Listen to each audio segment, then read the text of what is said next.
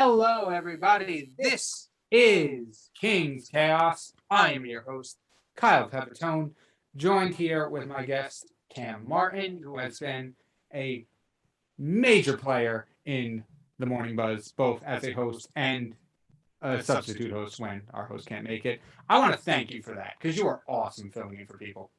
Thank you, Kyle. Yeah, totally. A big thing I want to focus on right now is Cam, you're taking your ADJ test later this week. And I want to know what kind of show you're planning on doing when you pass, because I've seen you on air. You have a very good on-air personality. You're very much into sports. So that's going to be my guess as to what you're doing. But I want to know, what are your plans once you pass the ADJ program? Oh, I definitely want to do something involving sports, and really looking forward to actually having the opportunity to do that. I'm hearing a lot of shows in general that are really a lot of sports-based stuff, such as Deeks and Dangles, right? And I'm just, I see that the hockey side of it, and I'm like, okay, if I was to have my own show, what's the one sport I'm really passionate about? Got it, football. Right. So I'm definitely going to try to do a show based off the NFL, just college football, just based off football in general. And I'm just really excited to see what the opportunity holds for me. Nice. Awesome. Do you have a name for your show yet? Not yet. Not yet. I'm still debating between a few things. I don't know if I want to cover just football itself, or do I talk about the officiating side of football. Oh, okay. So like more behind the scenes stuff, you mean? Yeah, really just a lot of like just mistakes that have occurred over the weekend. Just okay. Since I'm a referee as well, so I kind of have that view of seeing. Oh, okay, nice. well that's okay. Let me see if I could make some of these calls as well. Oh, that's really cool. And you're also a football player, I believe. Yes. Right. Okay. Yeah, I've heard you mention it before. How's that? Will that factor in at all to your show? So my knowledge of football goes really in depth. For me, if it's a referee, an officiating type show, I would use my kind of biases as a football player and just talk about what things could have been differently here, what each team could have done, and just not my knowledge in general playing football. I could definitely be able to just carry over and just talk about just express my opinions on how each play really was ran. Oh, that's really cool. Well, I for one am very excited to hear that, because I'm always looking for new shows and see what each new batch of ADJs come in with, their ideas and stuff. Like our producer Kenny, he's taken on shows left and right. He's got his Flashbulb Memories show. He's got his Graveyard Shift show that happened last night from midnight to 3 a.m., which I don't know how he does that. I don't know either. And then he also wants to do another show for karaoke. And just, first of all, I don't know how he does it, but all these ideas. You've got Tauber Time, like you said, Deeks and Dangles for the sports, Celine's show about all pop culture stuff. Just everything that people come up with for these show ideas are just amazing. And then you have me over here, and my thing was like, yeah, I'm not going to tie myself down to anything. So I'm just going to talk about whatever, whenever I feel like it. Like I've talked about, I have one episode where I talked about sports and socks. That was the main. Yeah, I had Matt Boucher on, who was our sportscaster for the Morning Buzz during the spring semester, at least for the day I was on. And I'm like, hey, I've known you for quite a while. You want to be on my show? And then we kind of went in without a script, and we wound up talking about sports, like spring sports and stuff, because spring sports happened to come back at that point. Yeah. And then we just somehow transitioned into socks. No, I do not know how that kind of correlates, but hey, listen, you got it. It worked out. It's the name of the show, King's Chaos. I don't know what the transition point between sports and socks was, but I know a thing or two about silly socks, and so I'm like, cool, let's run with this. That works. And so we did. It works out well in the end.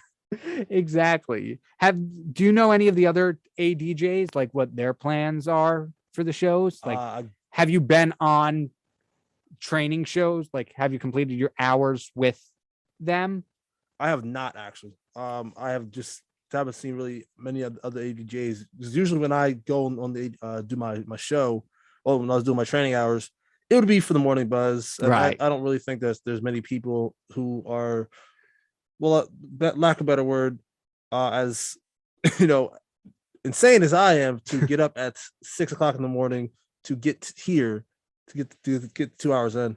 Well, I mean, you've done it before. You've been part of the morning buzz for a while, so you're used to it in terms of getting up early. Maybe not the traveling, because we were on Zoom for a long time, but I mean, in a sense, you are accustomed to getting up early for the buzz. Fair enough. From beforehand. So, yeah, I agree with you. There's not many people crazy enough. It's a select breed that gets up at ridiculous hours in the morning, some of which just don't sleep from the night before. How? I don't know. But there are some people who just don't go to sleep and wake up for this show and then crash afterwards. Sounds about right. Yeah. But it is a very select breed of those willing to do this. And sometimes it's easy. I'm speaking from my personal experience. Sometimes it's easy. Other times, there are some days where you just can't get to bed early enough and you work off of like 4 hours of sleep. And that one's not fun. Those days aren't fun. But other than that, it's not bad. It's rewarding. Yeah. I mean, I wake up at 4, which gets me a lot of weird stares from people, which I guess understandably so. The show doesn't start till 7. So if you do the math, that's 3 hours of nothing. But I just need time to gather myself, to eat breakfast, and take that 7-minute walk over here. You know how long those take. All the foot traffic at 5 a.m. Yeah, you got the deer, you got squirrels, you got chipmunks. Yeah, exactly. I was, what was it? I was going to say, I was hoping to run into deer today because last week they were just right outside the SCM. I'm like, I'm going to talk to the deer. And they didn't respond back, which I thought was rude. But they weren't there today. I guess I scared them off. Come on, Kyle. Come on, man. I'm sorry. I apologize. Deer, I don't mean you any harm. You can come back and graze the grass or whatever deer do.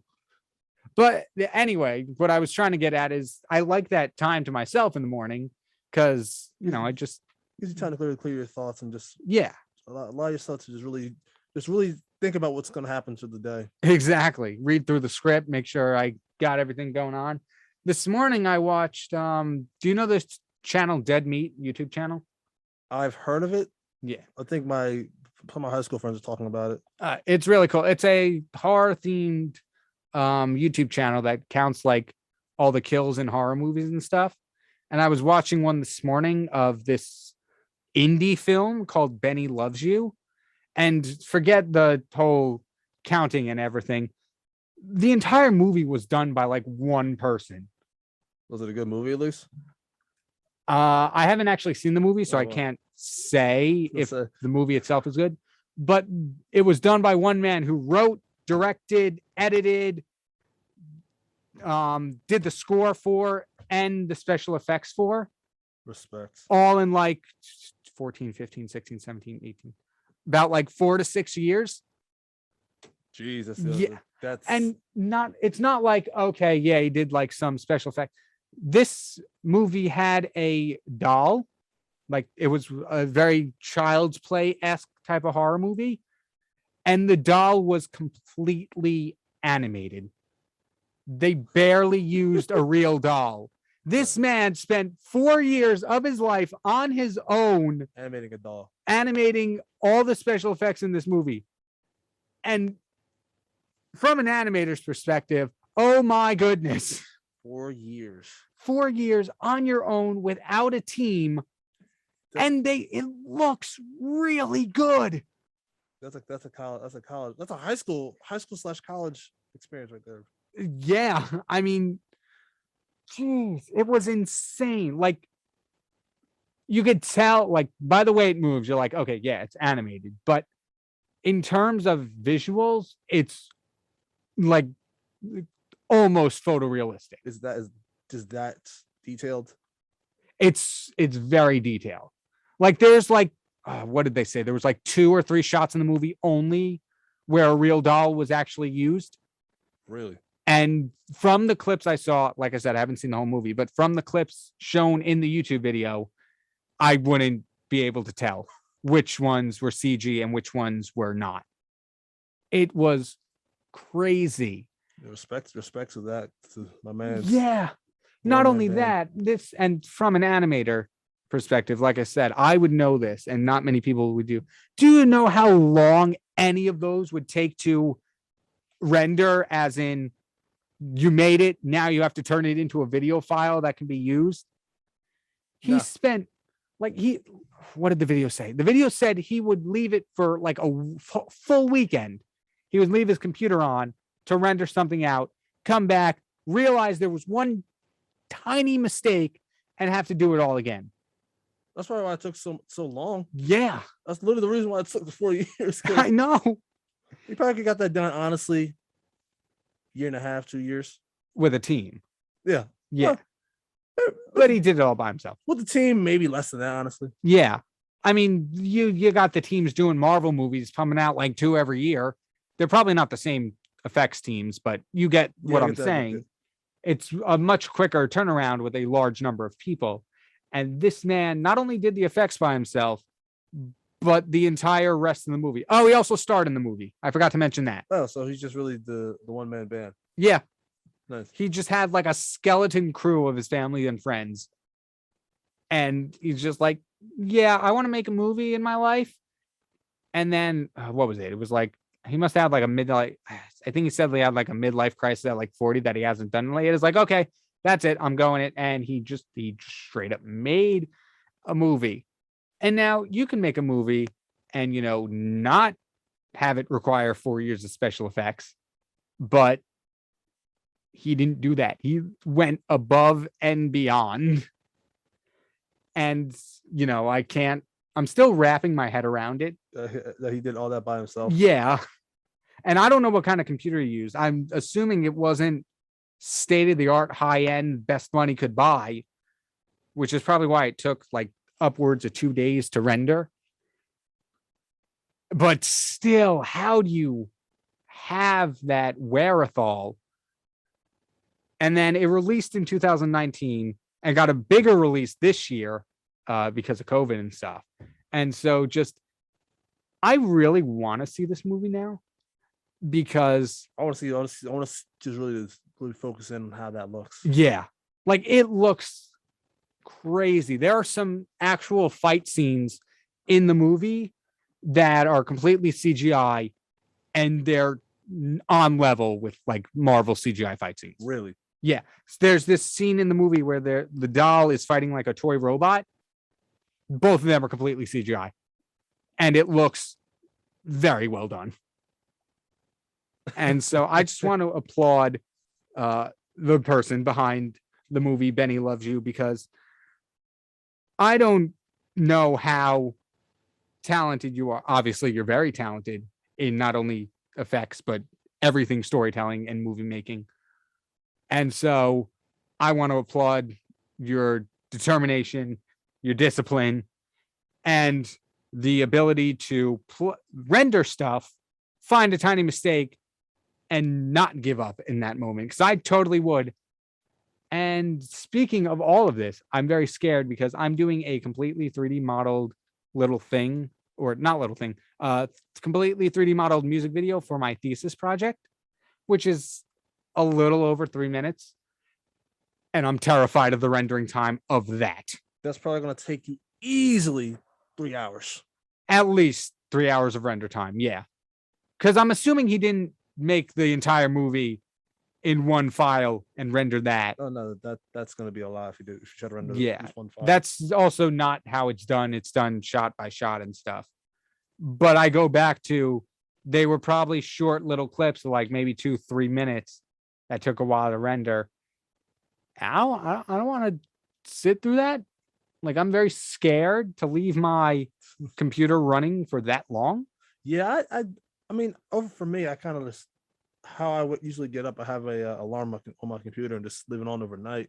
Right. But like, that's overnight, and that happens once every few days. Not, well, really like once a week. No, really. But for me to just sit down and just try to render something that long, yeah, I don't know how I feel about that either. Yeah, I've rendered some things and they've taken some time, I think the longest anything I've ever rendered so far, 2 hours maybe, 2 hours is probably the max render time.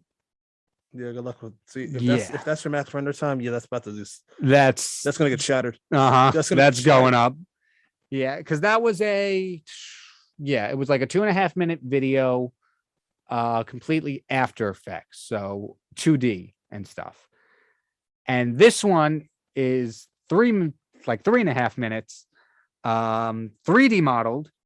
So not only does it include 3D objects, textures, but also lighting, and if I can get it done, a model of like a person. Oh, sorry, that's gonna take 3 hours. That's 3 hours being generous. It's gonna take at least like 4 or 5.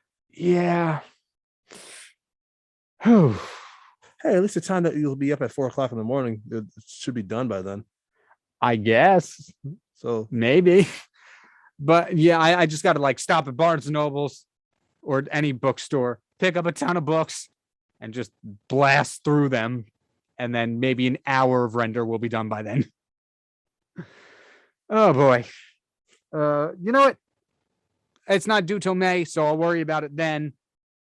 Right now, we're here on King's Chaos. We don't cover news here. We cover, well, some kind of news. Yeah, somewhat news, but we cover literally whatever. For example, there's 12 days to Halloween. Cam, what are your thoughts on Halloween? Oh, it's my favorite time of year. Second favorite time of year.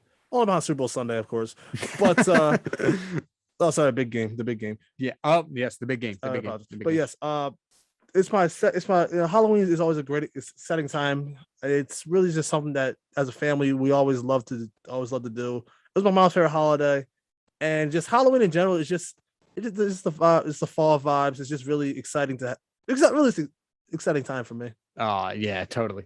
It's such a cool time of year too. Weather wise, well, I want to say weather wise it's nice, but like I just read, it's like 46 today. So it's decent. Yeah, it's decent. Yeah. For argument's sake, it's not the best weather, but it's not when it gets too cold. So. Exactly. Yeah. And you have any Halloween plans?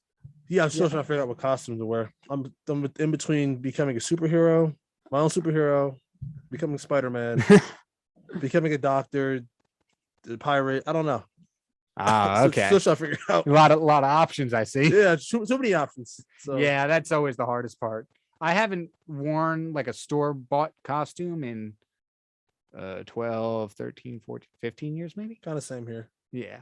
Like I've always for a long time I've been making my own. They're not great, but they're mine, which is pretty cool. Yeah, it's easy. It's the cheapest costume. Yeah, depending on what materials you're using. Fair enough. Yeah. Fair enough. Yeah, it's fun too because not every costume they sell in store. Some ideas you got to come up on your own. Yeah, sure. A lot of costumes I see at stores really don't fit me. I'm a relatively large human being, so it's kind of hard to find a costume that actually fits that I like. So right. Oh, okay. Yeah. So in your opinion, what is your favorite costume that you've been for Halloween and any year previous? I would say 2007. I was Spider-Man. Nice. And it was I just had a fun time. It's just really not really because of the costume. It's really because the people I was hanging out with, they're all my best friends that we all grew up together, and it was just really a really fun time being Spider-Man because my one friend Anthony, he was what was he? I want to say he was who was he? It was I know it's all related to Spider-Man. Oh, he was the new Goblin. Oh, I remember that one. So it was all Spider-Man 3 characters. My friend Kieran, he was Venom.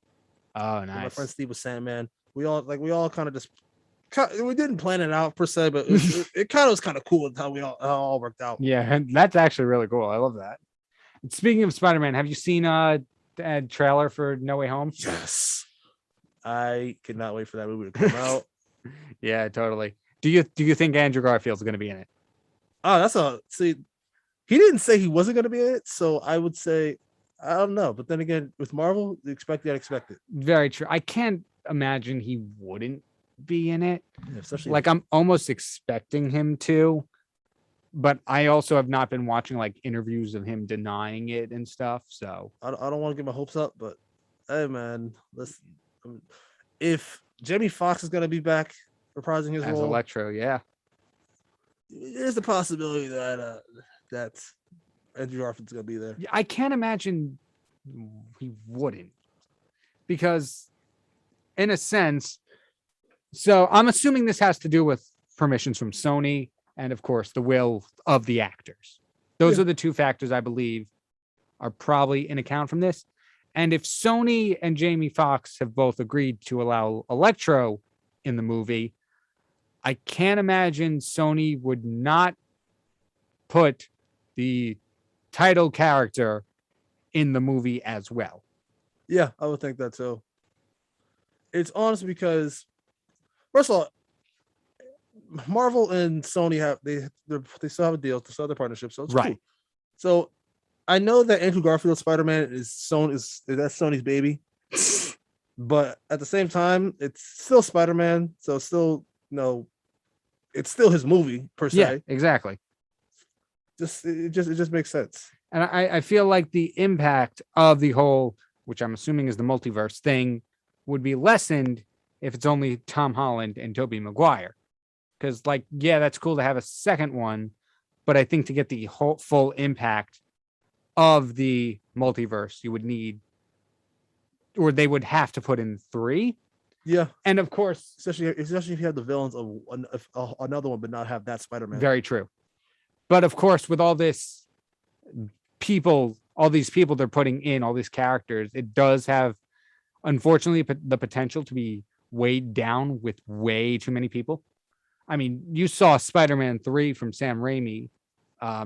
Number one, I believe he said he intentionally made it bad because the studio wanted him to put Venom in, and he just hates Venom. Sam Raimi, that is.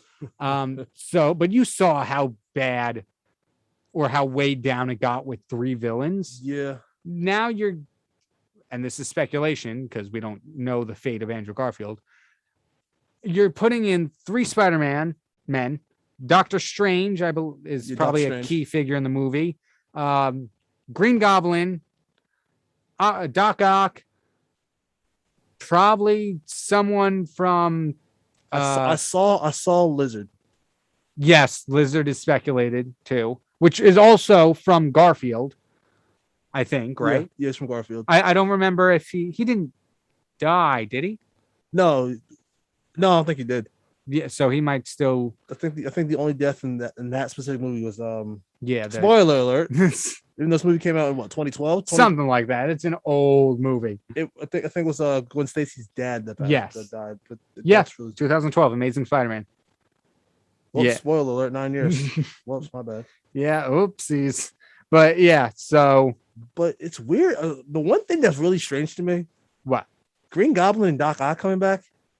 Like, honestly, I remember seeing Green Goblin die. They both, yes. A big part of James Franco's character, Harry Osborn, was that he wanted revenge on Spider-Man for killing his dad. That was like his entire character arc. Yeah. So why is he back? That's a very good question. And then Doc Ock, I don't know what he could have survived. I don't know. I don't know. I think a big thing was like, yeah, he is dead. That was his thing. And that's the thing too. And this happened in Star Wars when they brought Emperor Palpatine back. Yeah. You're ruining these characters' arcs. Like their arcs were finished in their movies, and now you're bringing them back. How do you manage to survive that? The Star Wars one, that really like. No, yeah, that they ran out of ideas and were like, okay, we need to bring people in for this last movie, to bring back Palpatine, because why not? And I'm not one to tell you how good or bad it was. I never made a movie in my life, so I can't judge, but it was not my favorite. Yeah, as a fan, I did not love it. It just feels cheap. Yeah, it felt like kind of a cash in, because I mean, they killed off Snoke in the second movie. He probably would have been a better villain to like close out on. You spent 2 movies introducing him and then just didn't do anything with him. I mean, it's kind of like how every Star Wars movie, like you spend 3 movies to emphasize the main villain. Yeah. The first 2 trilogies, for example, all about Darth Vader. Exactly. Yeah, very true. Anakin Skywalker's rise to becoming Darth Vader. Darth Vader finding, seeing the error of his ways at the end of episode 6. Yeah. Spoiler alert, by the way, that movie came out in '83. Yeah, that one's an even older movie. So it's like you see all these different arcs just keep going. It's right. like, oh wow. Yeah, okay. Some of them have to end at some point. Like it doesn't make sense. Yeah. And honestly, I was cool with Star Wars, not having another movie. Yeah. But when episode 7 came out, I was like, okay. I was like, okay, let me see this because it's modern Star Wars. Can't get mad about it. Yeah. I didn't mind episode 7. No, episode 7 was the better of the sequels. Then episode 8, Last Jedi. Then Rise of Skywalker. The less said, the better. Yeah. My biggest thing is it was what I think really hurt the franchise or hurt that trilogy was going from J.J. Abrams to Rian Johnson back to J.J. Abrams. Just keep one direction. Yeah. It feels like there was very little communication between the two of them when making their movies. Because, correct me if I'm wrong, but I'm like 90% sure Anakin's lightsaber shattered in episode 8. I believe so too. And then immediately in like the first opening minutes of 9, it's back. They might have explained it. I don't remember, but I was in the theater. I'm like, didn't that lightsaber like go out of commission in the last movie? And then I sat there the rest of the movie confused because things didn't make sense. I feel that. And don't even get me started on the whole dagger thing showing the map to whatever that MacGuffin device was called that led to Emperor Palpatine. Because no, that's not how things work. Like I honestly believe that if you're gonna do a trilogy, you gotta have this at least the same creative team, at least the same right. At least the same director. That's kind of why I believe Guardians of the Galaxy, for example, when James Gunn got fired, quote unquote. Yeah, got the boot. They kind of just said, "Oh yeah, we're not gonna make any more Guardians of the Galaxy movies because you don't want to have so many different creative directions." Right, exactly. Like you're already set on what James Gunn has done for the first 2 movies, so it's like, okay, well, if James Gunn doesn't come back, it's like, okay, well, that's really it for Guardians of the Galaxy because that's right. Really that's his baby. Yeah, you don't want to. He has a very unique style, and if you throw anyone else in there, there's going to be a drastic tonal shift between the second and third movie, which I believe they're making a third one, correct? Yeah, like it's in the works. I saw some this morning. It's getting delayed again, so that's dang it. Hold on, my rules are getting delayed actually. Yeah, that's true. And is Gunn back on the project? Yeah, 3? Yeah, okay. Gunn's back on the project. Yeah. He's also doing, I believe he's doing the Christmas special as well. Yes, I forgot they have a Christmas special. Let's hope it's better than the Star Wars one. That Star Wars was what, from the 80s? Something like that. It's something that like nobody ever talks about. Sheesh. Yeah, I mean, which is another thing. Now that we're talking about Marvel too, how does Disney hit it out of the ballpark every time with Marvel movies? Say what you will, but they, in terms of income and box office performance and reviews, they do very well. And it seems they can't make a Star Wars movie to save their life unless you count The Mandalorian, which is not a movie. Well, The Mandalorian, that's its own entity. Yeah, Jon Favreau is pretty good at that. Yes. But I don't know. That's a very good question to ask. For me, I think it really all started with actually the same guy, Jon Favreau. Right. Because Jon Favreau directed the first Iron Man movie. Really? Oh yeah. Nice. If his creative direction kind of put in shift, kind of brought in motion a lot of what you see today in the MCU. Right. Which is kind of surprising because Jon Favreau has been part of the MCU since 2008. Yep, that was when the first Iron Man came out. And also, I believe this guy named Kevin, his responsible Kevin Feige. Kevin Feige, yep. Pretty good guy. I just think the leadership team from Marvel, leadership team from Disney and Marvel is much stronger than the leadership team from Disney and Star Wars. Right. Okay. And that makes sense. And another thing is too, you got to think when the Marvel movies, when the MCU just came out, the best Marvel movies at the time were X-Men movies. Right. So you really didn't have to do much in terms of, well, in the Raimi series, the Raimi trilogy, yeah. but that I'm saying you really didn't have much of a much. You really you're at the rock bottom because Fantastic Four: Rise of the Silver Surfer was I enjoyed it, but it's it didn't perform well. A lot of those movies in the early 2000s were just very, very, very yikes, mediocre at best, cheesy almost. So it's like you already have a low point, so it's all you can do is go up, and that's why year in year out. Besides the Dark Worlds, but the Dark World suffered from kind of what we were talking about earlier, the creative differences. Right. If it wasn't for the Dark Worlds, I think the Dark World would have been a much better movie if creative differences weren't there. Right. Yeah. But I mean, I didn't mind that one too much. No, I didn't mind it either. But here's the thing. I'm going to backtrack a little bit. The Dark World actually, the director for the director that was supposed to be for the Dark World actually directed Wonder Woman. Oh, really? Yeah. So just think about that for a second. Yeah. But wow. Yeah, we're back. But yeah, you have all these movies that are very low point, and just build up, keep going from there, and that's why Marvel movies are so, in my opinion, so successful in the box office at least. And then you see Star Wars. Star Wars it was cool where it was. Yeah. Episode Revenge of the Sith. I enjoyed that one. It's probably my favorite one of the prequels. Oh yeah, I think it's everyone's favorite one of the prequels because Phantom Menace and Attack of Phantom Menace isn't bad. Attack of the Clones is boring. Yeah.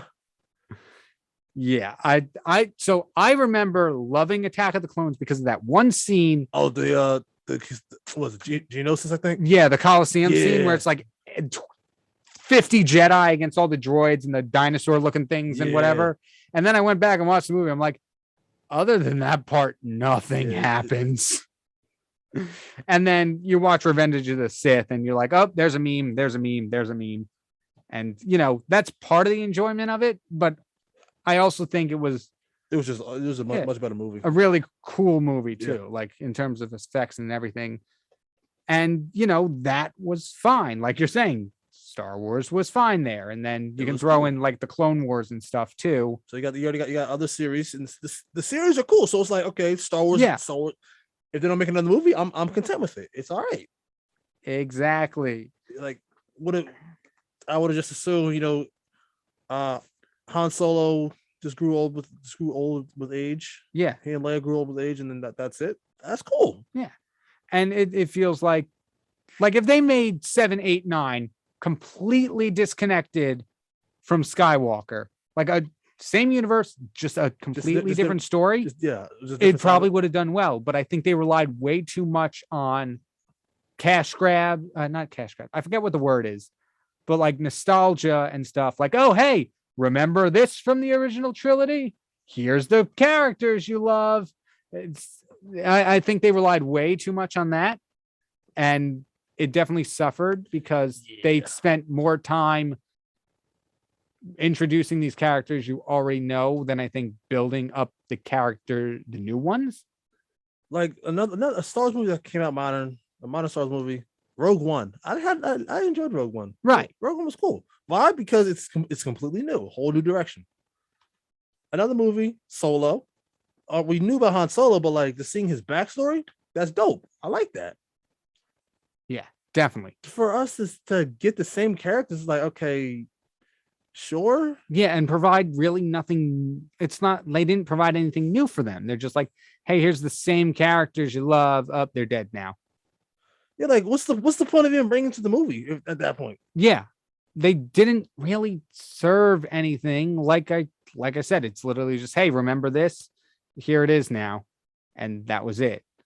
Like the whole plot of what was it? The Force Awakens is we need to find Luke Skywalker, and then in Episode 8, it's just like, yeah, Luke doesn't actually do anything, so we wasted your time with that 7th movie because it didn't provide anything to the plot.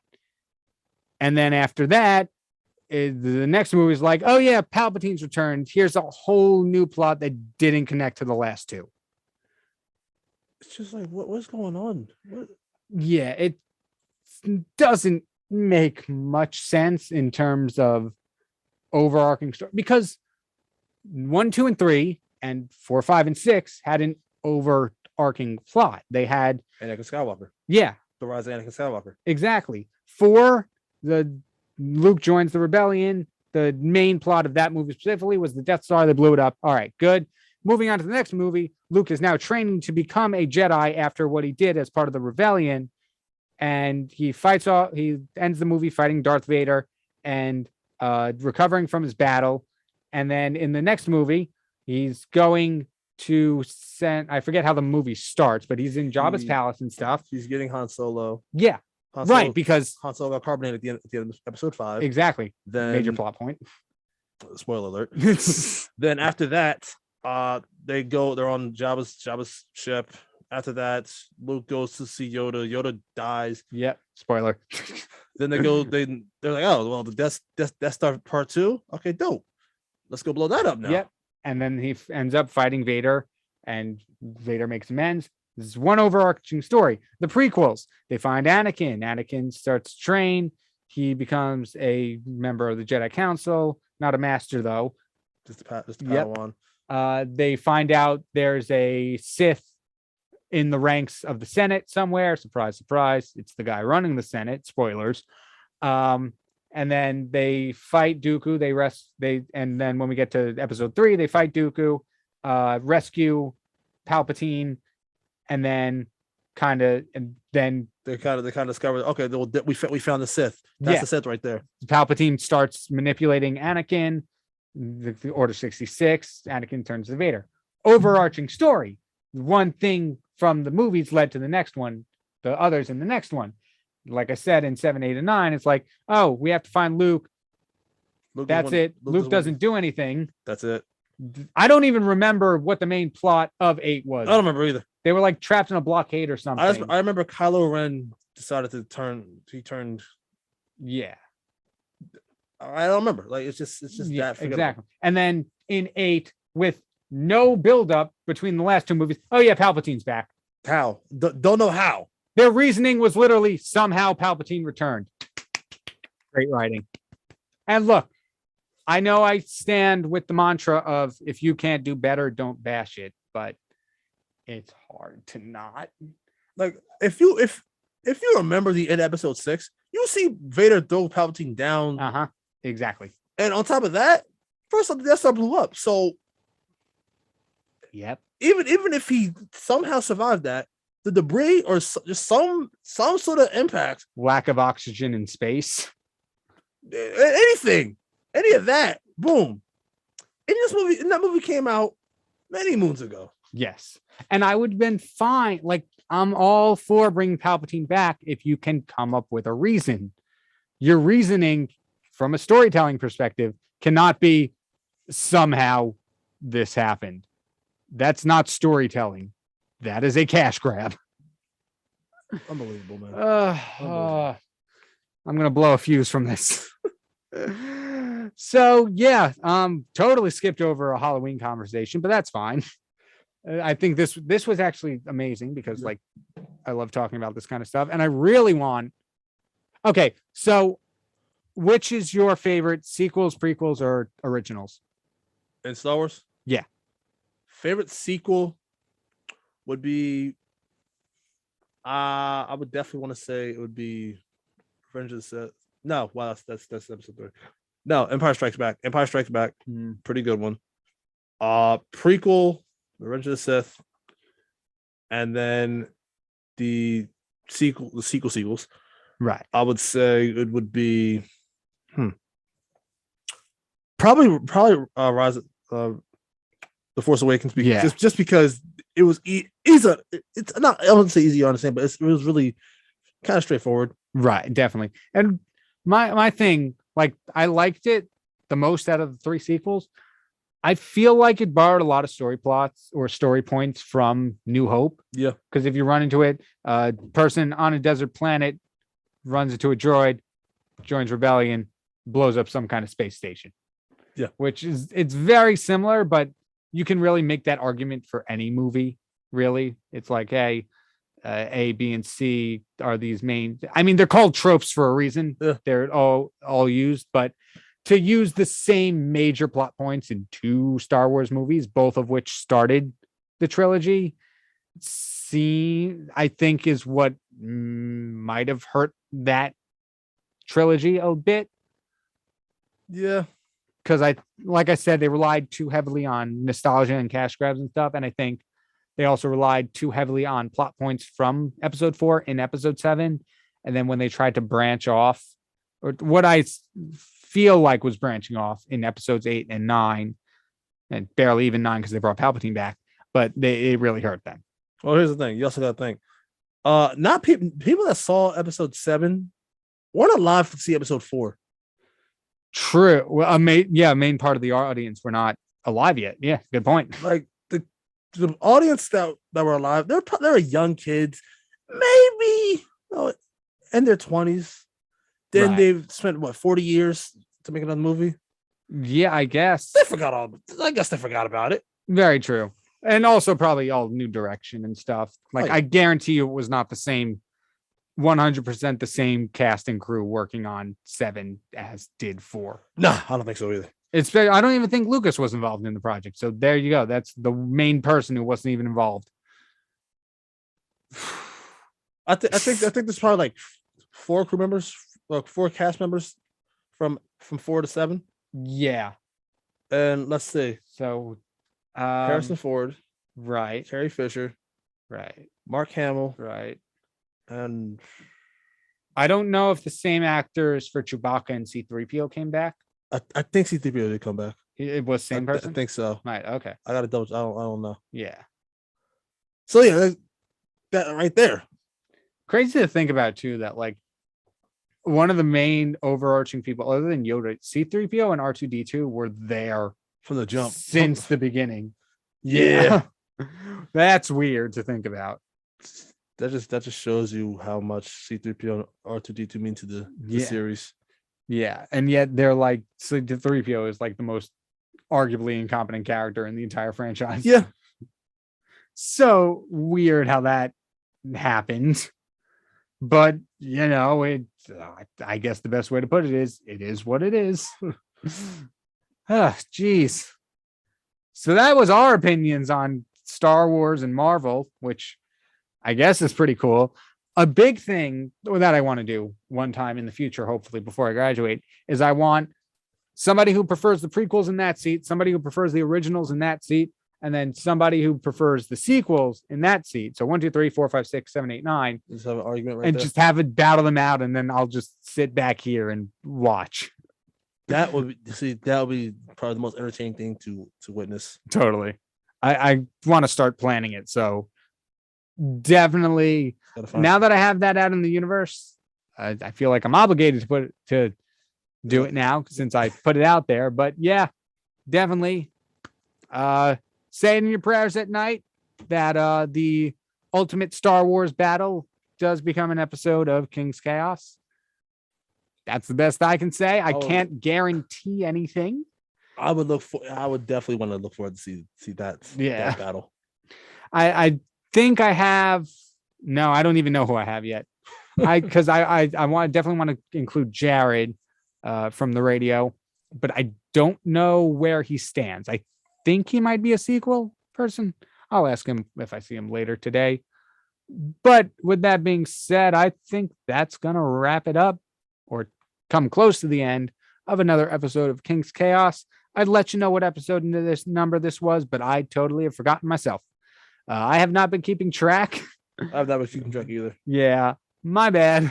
I apologize for that. I think we're on like 33 or something if we're going off of the start and not splitting these up into 2 seasons. Speaking of which, I forget the exact date, but it's almost been a full year of King's Chaos, give or take, because there was none happening over the summer. But, you know, that's pretty cool. Well, happy birthday, King's Chaos. Very soon. I don't know the actual date, but whatever. It wouldn't be the same day anyway. That's true. Yeah. That's but year's work. Another thing, Cam, thank you for joining me on this show. I wish you luck on your ADJ test. I think you're going to kill it. you have what it takes to be an ADJ and I'm sorry, to be a DJ. And, the only part, you just got to answer those questions right. So good luck. You totally got this. Appreciate that, Kyle. Yeah. And with that being said, that is going to bring us to the end of King's Chaos. I've been your host, Kyle Pepitone, aka the Kyng-Pin parentheses of Spades, joined with my guest this week, Cam Martin. What did we start this episode? We started talking about your show about football and ended up at Star Wars. Yeah. And that is the name of King's Chaos. I love this show, and I love all the opportunities the radio gave me. Thank you, everybody. I will see you all next week.